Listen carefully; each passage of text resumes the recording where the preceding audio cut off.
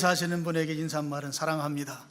또 한 집에 살지 않는 분에게는 정말 잘 오셨습니다. 이렇게 인사하겠습니다.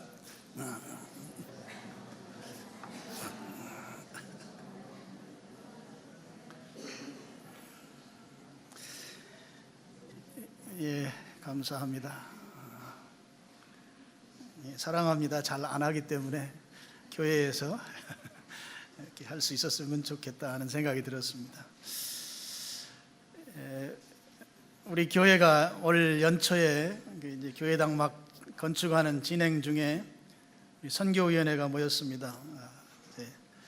연말쯤 되면 선교 요청하는 편지가 오고 또 연락들이 사람이 직접 찾아오기도 하고 이제 제가 이렇게 여러 건을 접하게 되는데요. 그 중에 이제 우리 교회가 섬기는 교회들 또 선교사님들이 좀 더 사역에 필요한 그런 재정적 추가 요청을 좀 한 상태였습니다. 그래서 연초에 선교위원회에 가서 제가 그런 상황들을 설명하고 이제 선교위원회가 뭐 그것을 수용해서 선교 지출을 하든지 아니면 뭐 수용하지 않든지 선교위원회가 결정하도록 그렇게 말씀을 드렸었습니다. 교회당 건축이라고 하는 것이 막 진행되고 있었기 때문에 그렇지 않아도 재정적 필요가 많이 요구되는 상황에서 또 선교사님들은 또 교회들은 우리 교회를 향해서 더 이제 후원을 요구하는 그런 이제 요청들이 여러 건이 있었는데요. 그 중에 또 꼭 해야 되는 상황들도 또 있었고, 그래서 그 말씀을 드렸는데 선교위원회에서 그렇게 크게 고민하지 않고 선교비를 증액해서 지출하는 것으로 결정을 했습니다. 좀 믿음도 좋다, 속으로는 그렇게 생각하면서 이제 1년이 지났습니다. 1년 지나면서 보니까 좀 감사하게도 그렇게 결정한 대로 잘 집행된 것이 좀 감사합니다. 한 해가 지나면서 건축이라고 하는 큰 과업을 핑계대지 아니하고 하나님께서 우리에게 맡겨주신 선교 사역을 잘 감당할 수 있었다고 하는 이 사실, 이것은 바꿔 말하면 하나님께서 우리 교회를 선교 사역에 사용하신다고 하는 이 사실로 인해서 선교 주간을 앞두고 또 다음 주에 선교 주일로 저희들이 매년 12월 둘째 주일을 선교 주일로 지키고 있는데요. 좀 하나님께 너무나 감사한 그런 마음으로 오늘 강단에 섰습니다. 선교 헌금에 약정하고 또 기꺼이 성실하게 선교 헌금에 참여해 주신 여러 성도님들에게도 감사한 말씀을 드립니다. 아울러서 저희들이 우리 교회가 아직 파송한 선교사는 없습니다만 우리 교회가 후원하는 선교사님들 또 후원하는 교회들이 그곳에서 열심히 사역해 준 선교사님들과 또 목회자들에게도 감사한 마음을 많이 가지고 있습니다. 또 여기에 또 힘써서 기도하고 또 선교 행정을 성실하게 섬겨준 선교위원들에게도 감사한 말씀을 드립니다. 우리 이 땅에서 하나님이 그 수고와 헌신을 기억하고 복 주시기를 기원하고요. 동시에 하늘에서 섬기고 수고한 상이 클 줄로 믿습니다. 오늘 이제 본문이 이제 사도행전 13장 1절로 3절 말씀은 저도 여러 번 본문을 가지고 말씀을 나눴었고 또 오늘 다시 선교하는 교회라고 하는 제목으로 본문을 중심으로 해서 좀 함께 말씀을 나누고자 합니다. 안디옥 교회 하면 맨 먼저 우리들에게 떠오르는 이미지는 최초의 이방인 지역에 세워진 교회, 그리고 선교하는 교회라고 하는 그런 이미지가 있습니다. 안디옥 교회가 그냥 이방인 지역의 교회가 세워졌기 때문에 또 선교하는 교회가 될 수 있었는가? 그것은 우리가 단순하게 생각하는 것이고, 안디옥 교회라고 하는 이 교회가 선교하는 교회라고 하는 그 이미지를 갖고 그 특징을 가질 수 있었던 그 밑에 그 바탕이 견고하게 세워진 바탕이 하나가 있었다고 하는 것입니다. 오늘 본문에 보면 이제 그런 내용들이 나오고 있는데요. 안디옥 교회가 선교 중심 교회로 그 교회로서의 역할을 충성스럽게 감당할 수 있었던, 또 그 선교하는 교회로서의 지위, 역할을 잘 유지할 수 있었던 것, 오늘 그것을 좀 함께 나누려고 하는 것입니다. 이제 본문을 보면 맨 먼저 안디옥 교회에 대하여 이야기할 때 이 교회는 여러 사역자들이 있다 하는 것을 소개하고 있습니다. 그리고 그 사역자들의 면면을 보면 출신 지역이 다양하고 피부색도 좀 다르기도 하고, 또 신분을 보면 분봉왕 헤롯의 젖동생이라고 했으니까 헤롯과 함께 지냈던 인물이라는 것이죠. 그러니까 상당히 당시에 고관 대작이었던 그런 인물도 있고, 신분으로도 보면 참 폭넓은 그런 신분을 가졌던 높은 분도 있고 낮은 사람도 있고, 또 피부색이 검은 분도 있고 이렇습니다. 그러면 이제 우리가 먼저 갖는 생각이, 안디옥 교회가 그렇게 다양한 사람들이 그 리더십을 가지고 있을 때 교회가 잘 유지될까, 잘 될 수 있을까 하는 큰 궁금증을 갖게 하면서 이제 안디옥 교회를 보게 하는 것이죠. 이제 2절에 가보면 안디옥 교회를 이제 그야말로 본격적으로 소개하면서 안디옥 교회의 맨 먼저 안디옥 교회는 어떤 교회인가를 이야기하면서 먼저 언급하는 것이 주를 섬겨 금식할 때에 이렇게 안디옥 교회를 소개하고 있습니다. 안디옥 교회가 주를 섬기는 교회다 하는 것이죠. 안디옥 교회는 맨 먼저 이 교회의 제1의 특징은 뭐냐? 일단 지도자들이 다양하다. 이런 교회가 잘 될 수 있을까? 그 리더십으로 교회가 제대로 이끌어갈까 하는 궁금증을 갖게 만들면서 그 다음에 강력하게 소개하는 하나는 주를 섬기는 교회이다. 또 금식하면서 주님을 섬기는 교회이다. 이렇게 소개하고 있습니다. 여기에 아주 중요한 단어가 섬긴다고 하는 단어입니다. 섬긴다고 하는 이 헬란말, 여기에 나오는 헬란말을 제가 좀 소개하면 어려운 말인데요, 레이투르게오라고 하는 헬란말인데요, 이 말은 신약성에 딱 3번 나오는 헬란말이에요. 참 특징이 있어요. 딱 3번 나오는데요, 이 한 번은 그 섬김의 대상이 교회 내지는 성도를 대상으로 해서 이 용어를 썼습니다. 그래서 성도나 교회에게 섬긴다고 할 때 이 용어를 썼고, 2번은 섬김의 대상을 하나님, 주님을 대상으로 해서 이 용어를 사용하고 있습니다. 이것을 좀 잠깐 살펴보겠습니다. 교회, 성도들, 또 그러니까 사람들을 섬긴다고 할 때 그 섬김의 의미는 물질적인 섬김입니다. 물질적 봉사, 구제의 섬김을 말합니다. 로마서 15장 26절, 27절 말씀 스크린 보시고 27절에 가면 섬긴다는 용어가 나와요. 우리 전체적인 맥락에서 우리 읽으면서 한번 같이 그 의미를 보도록 하겠습니다. 시작.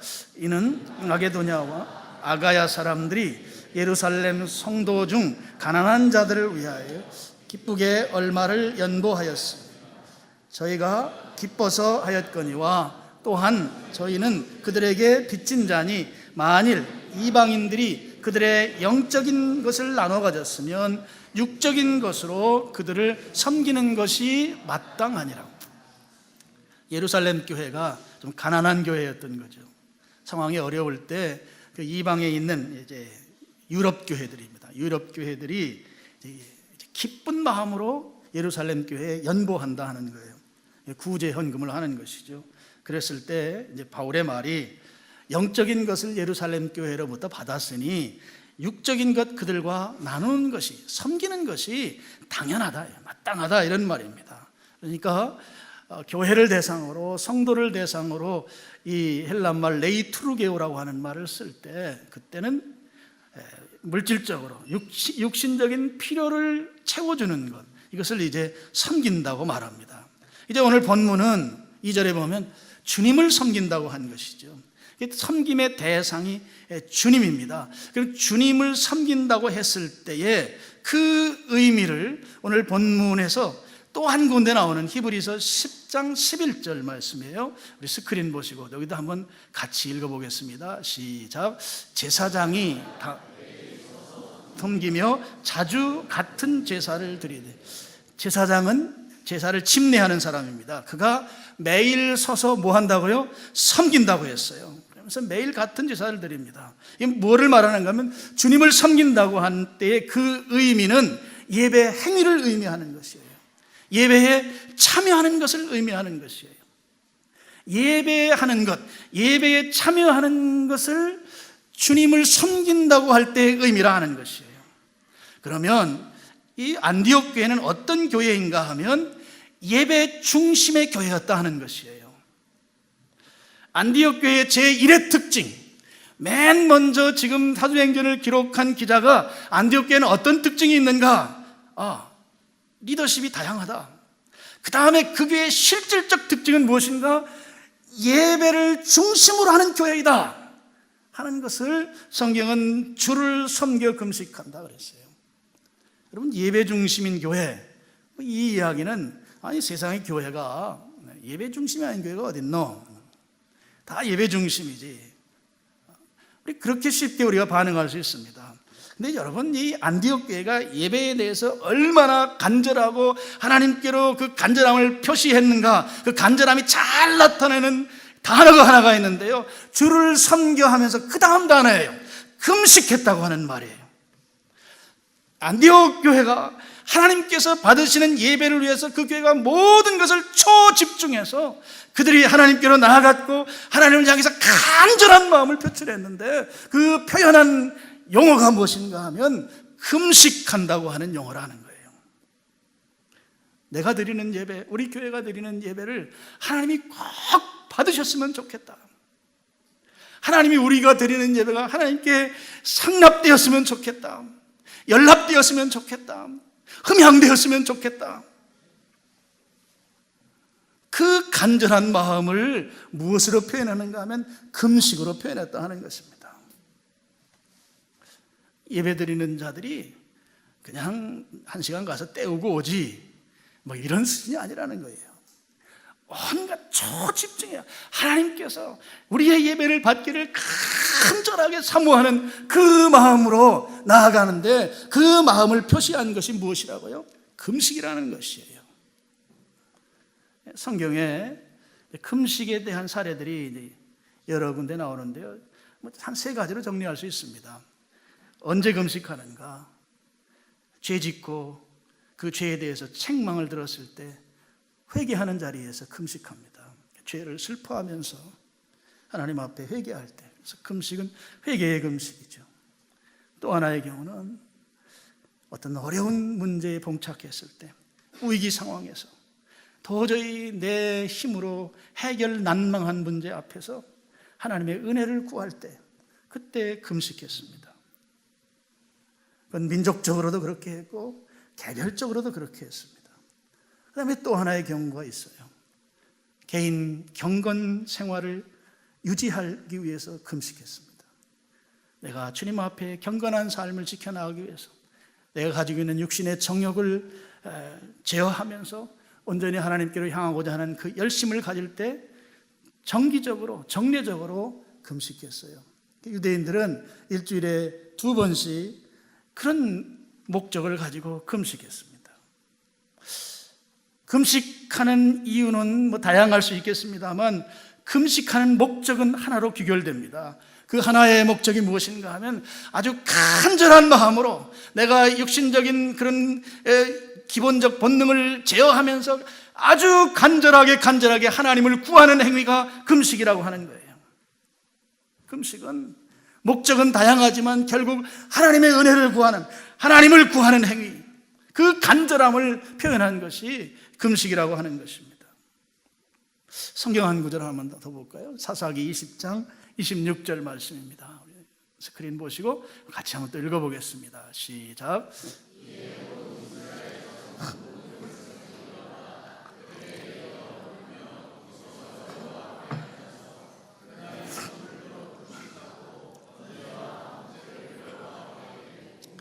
여러분 여기에도 보면요, 금식했죠. 그리고 그냥 놓으세요. 성경 구절. 금식하고 그 다음에 번제와 화목제를 여호와 앞에 드렸습니다. 이제 구약식의 예배예요.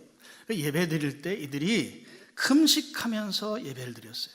지금 이 상황은 얼마나 간절한 상황인가 하면, 지금 사사기 이 상황이 뭔가 하면요, 그때 베냐민 지파가 이제 기브아에서 전쟁을 하는 와중인데, 기브아에 이제 베냐민 지파가 지금 그 토착 세력들하고 결탁을 해서 지금 서로가 의견이 좀 충돌한 상황에서 전쟁이 일어났어요.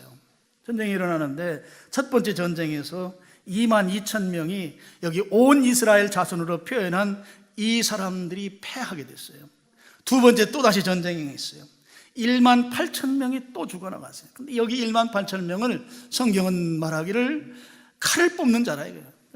아주 이 군사력 우수한 그런 군대 장군들이 다 죽어나갔다는 것이죠. 그런 상황, 이제 꼼짝없이 베냐민 지파와 토착 세력에 결탁한 그 사람들에게 큰 우회를 당할 상황에서 지금 이들이 한 행동이 온 이스라엘, 다시 성경 구절 보여주세요. 온 이스라엘 자손 모든 백성이 어디 베델, 하나님의 법궤가 있는 장소입니다. 하나님 앞에 모였습니다. 모여서 지금 우리가 두 번씩이나 연패하고 많은 숫자가 죽어나가고 우리의 군대가 지금 다 멸절한 상황에서 이거 어떻게 합니까? 우리도 꼼짝없이 죽게 생긴 이 상황에서 그들이 하나님을 구한 것이죠. 간절한 마음으로 하나님 앞에 예배했고, 그 예배할 때 그 간절함을 무엇으로 표현했는가 하면 금식으로 표현했다 하는 것입니다. 금식은 다양한 그런 목적으로 금식하지만 결국은 하나님께 대한, 하나님을 구하는, 하나님 앞에 나아가는 그 간절함이라고 하는 금식의 목적은 동일하다 하는 것이죠. 안디옥 교회가 금식하면서 하나님께서 받으시는 예배에 대한 간절함을 주님 앞에 드렸을 때, 그때 그 예배 가운데 어떤 일이 일어났나요? 2절 다시 보겠습니다. 13장 2절. 주를 섬겨 금식할 때에 성령이 이르시되 내가 불러 시키는 일을 위하여 바나바와 바울을 따로 세우라 했어요. 그들이 드리는 예배 가운데 하나님이 그들의 예배를 받으시고 그들에게 말씀을 주신 것입니다. 하나님이 그들의 예배를 받으신 거란 말이죠. 하나님이 받으시는 예배, 그들에게 하나님께서 음성을 들려주신 거예요. 그리고 그들의 예배는 하나님과 뻥 뚫리는 소통, 교통이 이루어졌다 하는 것이죠. 안디옥 교회의 첫 번째 특징은 하나님이 받으시는 예배를 드리는 교회였다는 거예요. 하나님 받으시는 교회, 그런 예배를 드리는 교회였다 하는 것이죠. 하나님께서는 하나님이 받으시는 예배를 드리는 이 안디옥 교회를 택하셔서 그 교회를 하나님이 쓰시기 시작합니다. 하나님이 받으시는 예배를 드리는 게 그래서 중요한 것이에요. 그러면 하나님이 그 교회를 선교하는 교회로 쓰신다 하는 것입니다. 복음을 증언하는 교회로 쓰신다 하는 것이에요. 하나님은 하나님이 받으시는 예배를 통해서 말씀을 주시고, 그리고 하나님이 비로소 그 교회를 사용하시는 교회가 된다 하는 거예요. 이것이 교회의 중요한 요소입니다. 여러분, 하나님이 쓰시는 교회, 우리 교회가 그런 교회가 되기를 소망합니다. 그런 교회를 우리가 모두 추구해야 합니다. 동시에 그 교회의 멤버십을 이루고 있다고 하는 것이 여러분 자랑스러워야 합니다. 이것이 보람되어야 합니다. 하나님이 받으시는 예배를 드리는 그 교회를 하나님이 쓰시는데, 그 쓰임받는 교회의 일원으로 있다고 하는 것이 내 생애에 가장 가치 있는 보람된 일이 되어야 한다는 것이죠. 여러분, 우선순위가 하나님이 받으시는 예배, 하나님의 음성을 듣는 예배, 하나님과 교통하는 예배를 드리는 그 교회에 하나님께서 그 교회와 함께 하셔서 그 교회 속에 지체들이, 성도들이 복음에 대한 뜨거운 열정이 되살아나는 것을 볼 수 있어요. 하나님이 받으시는 예배 공동체 속에는 선교의 열정이 식을 수가 없는 것이에요. 하나님께서 받으시는 그 교회 속에는 기도가 불타오를 수밖에 없습니다. 하나님께서 그런 교회를 쓰신다 하는 거예요. 여러분, 규모가 크고 작고는 하나님께는 큰 관심이 없을지 모르겠어요. 예루살렘 교회와 안디옥 교회를 비교하면 예루살렘 교회가 훨씬 큽니다. 하나님은 안디옥 교회를 쓰시는데, 선교사에게 이 교회를 들어서 사용하시는데, 이 교회는 어떤 교회였는가? 하나님이 받으시는 예배에 열중하는 교회였다 하는 것이죠. 하나님이 받으시는 예배. 3절에 보면 이에 금식하며 기도하고 두 사람에게 안수하여 보내니라 그랬습니다. 안디옥 교회는 또 금식하고 있어요. 그리고 기도하고 있습니다. 여기에 금식은 2절의 금식과는 조금 다른 차원의 금식이라고 보여져요. 여기에 금식은, 3절의 금식은 지금 하나님께서 안디옥 교회에게 미션을 주셨어요. 안디옥 교회와 지금 교통하고 있는 하나님이 그 교회가 마땅히 해야 할 사역 비전을 주셨단 말이죠. 이 사역 비전을 안디옥 교회가 감당하기에는 안디옥 교회가 아직 정착이 안 됐어요. 아직 부족한 교회예요. 그럼 이 교회가 하나님이 주신 말씀대로 순종하려면 하나님의 은혜를 구할 수밖에 없는 것이죠. 하나님께서 하셔야만 됩니다. 그 하시기 위한 하나님께 대한 그들의 태도는 금식하며 기도하는 것이었습니다. 금식하며 기도할 때 하나님께서 그들에게 능력을 주셔서 능히 감당할 수 있게 하셨다는 거죠. 하나님의 능력을 공급받기 위해서 또 금식하며 하나님께로 나아가는 것입니다. 그래서 안디옥 교회는 하나님께서 받으시는 예배에 대한 갈망에서, 그 간절함에서 기도하고, 또 하나님께서 하나님의 뜻을 말씀하신 그대로 순종하고자 하는 그 능력을 받기 위해서 또 금식하고 기도하는 그런 교회였습니다. 그랬을 때 여러분, 안디옥 교회는 기꺼이 바나바와 바울을 선교사로 파송합니다. 또 바나바와 바울도 어떤 이의 제기하지 않고 아무런 다른 군더더기 말을 남기지 아니하고 그대로 순종하는 것을 볼 수 있어요. 성경은 기도하고 3절의 말미에 안수하며 보내니라 한 후에 다른 어떤 설명도 적어놓지 않고 있습니다. 이들이 주의 말씀에 100% 순종했다는 거예요. 다른 이유들을 많이 댈 수 있었을지도 모르겠습니다. 그렇지만 그들은 하나님 앞에 온전한 예배를 통하여 하나님과 교통하면서 하나님께서 주신 말씀을 순종할 능력을 받기 위해서 또 금식하며 기도하고, 그렇게 순종하며 나가는 그 교회, 하나님 말씀대로 하나님이 이루실 것에 대한 확신으로 교회가 순종하고, 거기에 피택된 자들은 다른 핑계 없이 그대로 순종하는 그런 교회가 바로 안디옥 교회였다 하는 것이죠. 안디옥 교회는 바나바와 바울을 안수해서 보낸다. 3절에 보면 두 사람에게 안수하여 보내니라 그랬습니다. 안수는 두 가지 의미가 있습니다. 하나는 사역을 위임하는 의미가 있습니다. 우리가 목사 안수하고 또 중직자를 안수하고 할 때 사역의 위임의 의미가 있어요. 지금 바나바와 바울이 안수받고 선교지로 가는데요, 지금 위임받아서 갑니다. 누구의 위임을 받는가 하면 바로 안디옥 교회의 위임을 받아서. 그러니까 지금 바울과 바나바는 안디옥 교회를 대표해서 또 안디옥 교회를 대신해서 지금 선교 현지로 떠나가는 것이에요. 바울과 바나바와 바울은 안디옥 교회의 사역을 그들이 대신하고 있는 것이란 말이죠. 그들이 나가는 것은 안디옥 교회가 나가는 거예요. 안디옥 교회에 주신 사명을 교회의 지체인 바나바와 바울이 순종하고 있는 것이다 하는 거예요.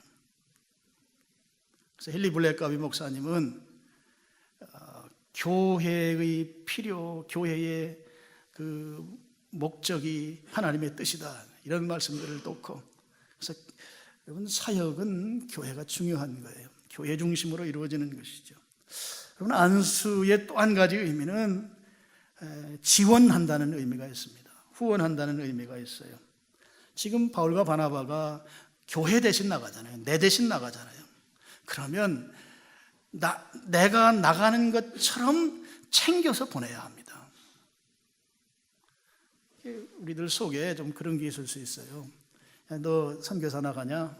먼저 나가서 고생 좀 하겠다. 고생 좀 해봐야 좀 이 선교가 뭔지 알지. 그게 아니라 하는 것입니다. 오히려 내가 못 나가는데 내 대신 네가 나가주니 나보다 네가 더 잘할 줄로 믿는다. 더 큰 열매를 맺을 줄로 믿는다. 그래서 내가 너를 챙겨보내지 않을 수 없다. 내가 가는 것처럼 교회를 대신해서 교회를 대표해서 나가는 바울과 바나바를 안수해서 보낸다고 할 때에는 여기에 후원, 지원이 여기에 내포되어 있다 하는 거예요. 여러분, 선교사를 후원하고 지원하는 건 두 가지 종류, 크게 보면 두 가지 종류가 있습니다. 하나는 영적 지원, 영적인 후원이에요. 영적인 후원의 가장 큰 것은 기도의 후원입니다. 기도는 지금 여기에서 우크라이나에 있는 우리 한재성 선교사를 위해서 기도하면 시간과 공간은 우리와 같이 아닐지 모르지만 하나님은 기도를 통해서 영적 영향력을 그 선교사와 그 사역에 함께 할 줄로 믿는 것이죠. 그래서 우리가 기도하는 것입니다. 기도는 여기 이 자리에서 한국에서 하지만 우리 교회가 섬기고 있는 우크라이나 또 인도, 필리핀 그 열방에 선교하고 있는 이 선교사님들에게 영적인 후원이 된다 하는 거예요. 그래서 기도가 중요한 것입니다. 여러분, 우리 선교사님들 선교 현장에서 그야말로 매일매일 영적 전쟁 중입니다. 선교사님들 만나서 대화해보면 5년 하고 10년 하고 우리가 원하는 선교사님 20년 넘은 선교사님들도 있습니다만 선교하면서 사역하면서 그 지지부진한 사역의 결과들 때문에 좀 많이 고통스럽게 말을 해요. 열심히 했는데 밑 빠진 독에 물 분 격이다. 그렇게 해서 리더가 된 줄 알았더니 그놈이 배신했다. 이런 이야기들. 그러면서 이 민족은 그런 민족인가 보다. 그러면서 굉장히 힘들어하고 낙심해요. 선교 현장에 가면 관계 갈등이 우리 한국에서는 상상할 수 없는 관계 갈등들이 있어요. 선교사님끼리 관계 갈등이 있고 또 선교사 부부가 관계 갈등이 있고 선교사님들과 현지 지도자들과의 관계 갈등이 있고 이 관계 갈등이 그야말로 사역을 내려놓을 만큼 심각한 경우들이 많이 있어요. 또 재정 문제도 심각하죠. 우리 먹고 사는 것뿐만 아니라 사역을 해야 되기 때문에 사역비가 필요하거든요. 얼마 전에 우리 후배, 베트남 선교사 후배가 아버님 돌아가셔서 그 장례식장에 가서 이야기를 나누는데 친구가 그러는 거예요. 지금 한국교회가 너무 어렵다. 자기 후원하는 그 후원교회들이 절반으로 줄어들었다고. 지금 교회들이 힘들어지니까 먼저 손을 보는 것이 이제 선교 후원하는 걸 이제 끊기 시작한다는 거죠. 재정 문제도 우리 선교사님들이 좀 힘들어하는 부분이고 특히 오랫동안 10년, 20년, 30년 선교지에 있다 보니까 자녀 교육 문제도 간단한 문제가 아니에요. 자녀들을 현지에서 현지 학교를 보낼 것인지 아니면 한국에 와서 한국에서 교육을 시켜야 될지 이제 부모하고 이제 떨어지지 않을 수 없는 그런 상황들에 대한 것도 간단한 문제가 아니고 또 건강 문제도 간단한 문제가 아니죠. 거의 많은 분들이 한국에 있으면 걸리지 않을 병을 걸려서 또 한국에 있었으면 제때 치료받았을 텐데 현지에 있다 보니까 제때 치료받지 못해서 돌아가신 분들도 계시고 이런 상황들이 우리 교단 선교사들 가운데도 있습니다. 그래서 그분들이 그러는 거예요. 하루하루가 영적 전쟁이다. 낙심이 되고 포기하고 싶고 한국으로 가고 싶은 마음이 하루에도 몇 번씩 찾아온다는 것이죠. 우리 선교사님들은 지금도 복음의 최전선에서 이 영적 전쟁 중입니다. 여러분, 선교사님들이 영적 전쟁에서 승리할 수 있도록 후방에 있는 병참기지에 있는 우리들이 잘 무기를 공급해야 되는 거예요. 우리가 이 기도 후원하는 사역을 중지할 수 없는 것입니다. 성경 한 구절 좀 보시죠. 마태복음 17장 21절. 제가 가로친 부분은 제가 써놓은 부분이니까 거기는 빼시고 우리 한번 같이 읽어보겠습니다. 시작. 기도와 금식이 아니면 이런 나가지 아니하느니라. 이 막이라고 하는 것들은 기도와 금식이 아니면 나가지 않는다. 물론 우리 개역개정판 성경에는 이 구절이 없음 이렇게 나와 있어요. 이제 좀 권위 있는 성경 가운데 또 다른 성경, 킹 제임스 버전이라고 하는 성경에는 이 구절이 있어요. 거기에 나온 성경 말씀이 기도와 금식이 아니면 그런 종류의 마귀는 나가지 않는다. 여러분, 이 영적 전쟁에서 마귀를 내쫓을 수 있는 방법이 마태복음 17장 21절에서 소개한 것은 기도와 금식이다 하는 것이죠. 여러분, 기도와 금식을 한마디로 말하면 우리 실력으로는 안 되고 하나님이 하실 수 있다는 말이에요. 그래서 기도로 하나님께 위탁하는 것입니다. 우리가 이번 한 주간 동안 여러분 뒤에 벽면에 나온 대로 선교 기도 주간으로 특별히 우리가 매년 12월 첫째 주간을 이렇게 보내고 있습니다. 우리 교회가 섬기고 있는 선교사님들, 또 교회, 또 기관들을 위해서 기도하는데요. 이 영적 전쟁에서 승리하게 만드는 일에 우리 교회가 물론 평상시에도 열심히 기도해야 합니다만 특별히 이렇게 정하고 기도할 때 우리 함께 모여서 기도했으면 좋겠어요. 이번 한 주간 동안 지금 선교사님들이 그 언어도 배우고 이미 그쪽에 많은 경험을 가지고 있는 분들이 포기하면 어떻게 해요? 우리가 기도 안 해서 낙심하고 있으면 어떻게 해요? 부부지간에 관계 갈등 때문에 다 때려치고 싶은 마음이 계속 그들을 사로잡고 있으면 어떻게 해요? 기도해야 합니다. 영적 전쟁에 기도와 금식이 아니면 그런 종류의 마귀는 나가지 않는다. 그래서 한 주간 동안 우리가 선교사님들을 위해서 특별하게 기도하는 주간입니다. 근데 성경이 금식하라고, 사도행전 13장도 금식하라고, 마태복음 17장도 금식하라고. 그래서 제가 말씀을 준비하면서 우리도 금식해야지. 그럼 어떻게 해요? 그런데 이걸 다 금식하자고 하면 또 이거 목사님 맨날 금식 얘기만 한다고 그럴 것 같아서 월요일부터 금요일까지 중에 한 끼만 하십시다. 아멘. 어떡하다 너무 바빠가지고 건너뛰었는데 이거 금식으로 치자, 이거는 안 됩니다. 그건 금식이 아니고 굼식이라 불러요. 제대로 오늘 저녁에 누가 고기 사준다고 했는데 그런 때 하셔야 됩니다. 주님이 기왕에 주님 앞에 이쁨 받으려면 그런 때 해야 이쁨 받습니다. 할렐루야. 그럼 이제 전화해서 아니면 문자로 언제 금식할 거냐고 먼저 물어보고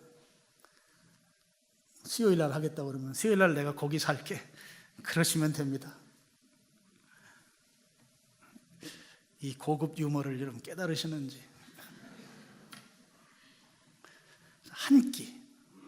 한 끼를 금식하기를 권면합니다. 이번 주간에.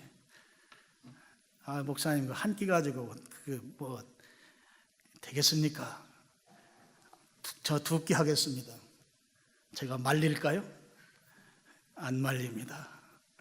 2끼 하십시오. 내가 그래도 교회 명색이 집사인데 적어도 3끼는 해야 되지. 그거 2끼 가지고 되겠습니까? 제가 그러면 한 끼만 하라고 적극적으로 그분을 말리겠습니까? 말릴까요? 제가 착해서 말릴 것 같지만 이런 건 안 말립니다. 하십시오. 기도와 금식이 아니면 이런 이따위 종류의 마귀들은 나갈 생각을 않느니라. 그래서 이 영적 전쟁 중인 우리 선교사님들을 위해서 우리가 한 주간 특별하게 정하고 기도하는데 기도만 하는 건 아니고 금식도 하면서. 아멘이시죠? 그래서 이번 주간에 여러분들 저녁 8시에 다 나오셔서 기도하심으로 우리 선교사님들에게 힘을 실어주기를 주님 이름으로 축복합니다. 또 하나의 안수하며 보낸다고 하는 의미는 물질 후원의 의미가 있어요. 재정 후원입니다. 우리 교회는 우리 이제 최근에 오신 분들 많이 계시지만 1년에 한 번 12월 둘째 주일이 선교주일인데 그 선교주일을 기점으로 해서 선교 사역과 관련해서 헌금 약정을 합니다. 아마 여러분 주보에 이렇게 생긴 그 약정표가 아마 갔습니다. 저희 교회는 목적 헌금들은 목적 헌금대로 따로 통장 관리를 하고 그 목적대로만 집행합니다. 그래서 여러분이 드린 선교 헌금은 100% 선교하는 데만 사용합니다. 어떤 경우에도 이 헌금을 다른 데로 전용하지 않습니다.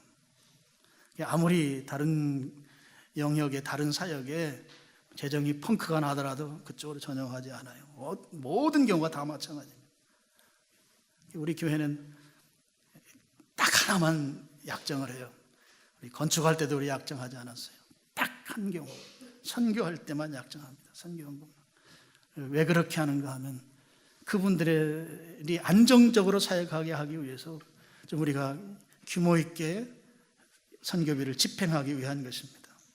그래서 여러분에게 미리 이렇게 약정 헌금할 수 있도록 이것을 나눠드린 것은 한 주간 동안 기도하시면서 1년 단위로 저희 약정하거든요. 1년 단위입니다. 1년 동안 내가 매달 얼마씩 헌금하겠습니다 하는 것을 기도하면서 정해서 이 약정표를 교회에 주시면 거기에 나온 금액을 총합해서 그 금액을 가지고 2017년도 선교 사역의 그 계획을 세워서 그렇게 집행합니다. 여러분 기도하시면서 선교 헌금 약정을 해주시면 좋겠습니다. 우리가 기도하면서 동시에 재정으로 선교사님을 섬겨야 하는 것은 저는 그렇게 생각해요. 내가 가야 되는데, 우리가 가야 하는데 우리 대신 갔단 말이에요. 그분들이 주님께서 땅끝까지 이르러 내 증인이 되라고 한 사도행전 1장 8절에 이 위대한 주님의 지상명령을 내가 순종해야 하는데 그분들이 갔단 말이에요. 그러면 내 속에 무엇이 남아있습니까? 부채의식이 남아있어요. 내가 갈 일을, 내가 해야 할 일을 그분들이 하니 그분들의 사역과 생활을 우리가 섬겨야 한다 하는 말씀입니다. 로마서 10장 15절 말씀을 한번 보시겠습니다. 마지막으로 우리 성경 구절 하나 앞에 보시죠. 같이 합독하겠습니다. 시작. 보내심을 받지 아니하면 어찌 전파하리? 기록된 바 아름답도다. 좋은 소식을 전하는 자들의 발이함과 같으니라. 제가 이 상반절을 보면서 가슴이 막 떨렸어요. 보내심을 받지 아니하였으면 어찌 전파하리요. 이제 지금까지는 제가 그 구절을 주님의 그 사역 소명, 선교사 소명으로만 생각했어요. 주님이 보내셔야만 가지. 근데 그게 그렇게만 보이지가 않더라고요. 교회가 기도와 재정적 지원을 해야만 그가 가지. 교회가 보내야 가지. 교회가 빈손으로 가라 하면 그가 가서 어찌 전파하리요. 이런 구절로 제게 다가왔어요. 주님의 선교 사역 소명이면서 동시에 교회가 보내야만 그들이 갈 수 있다는 거죠. 빈손으로 가라 하면 어찌 가서 전파할 수 있겠는가. 교회가 보내야 된다. 교회가 기도로, 금식으로, 재정 지원으로 그들을 보내야 한다 하는 거죠. 기록된 바 아름답도다. 좋은 소식을 전하는 자들의 발이여 그랬어요. 이 말씀은 이사야서 52장 7절 말씀인데요. 그 배경이 그렇습니다. 70년 동안 바벨론 지역에서 유대인들이 포로로 잡혀가서 한마디로 죽을 고생을 했습니다. 그 훌륭한 다니엘도 사자굴에 한번 들어갔다 나왔고, 그 신실한 믿음의 사람들 다니엘의 세 친구도 그 풀무불 속에 들어갔다 나오고, 그들이 그럴 정도니 거기에 포로로 갔던 적어도 유대인들의 엘리트 그룹들이 죽을 고생을 한 그 70년이었습니다. 그런데 해방의 소식이 들려온 거예요.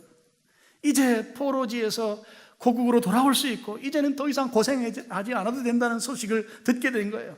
그랬을 때 기록된 바 아름답도다 좋은 소식을 전하는 자들의 발이여라고 하는 것은 그 소식을 가슴에 품고, 이사야서 보면은 산을 넘는 발이라 그래요. 그 소식을 빨리 전하고 싶은 거예요. 그래서 산을 넘어가는데 그 달려가는 그 메신저, 그 전령이, 그 전령을 아름답다는 거예요. 격찬의 말이에요. 좋은 소식을 가지고 빨리 고생하는 우리 동족에게 가서 전해야 되겠다. 근데 그 전하는 발이 산을 넘어가요. 들을 지나가요. 아스팔트가 아니란 말이죠. 그래서 아름답다고 성경 표현하고 있습니다. 이것은 발이라고 하는 것은 직접 액션이에요. 행하는 것을 말하죠. 행하는 그들을 격찬하는 말입니다. 오늘 국내외에서 복음을 전하는 선교사님들, 산을 넘는 발입니다. 그들을 격찬받아 마땅합니다. 세상에서 가장 아름다운 발이죠.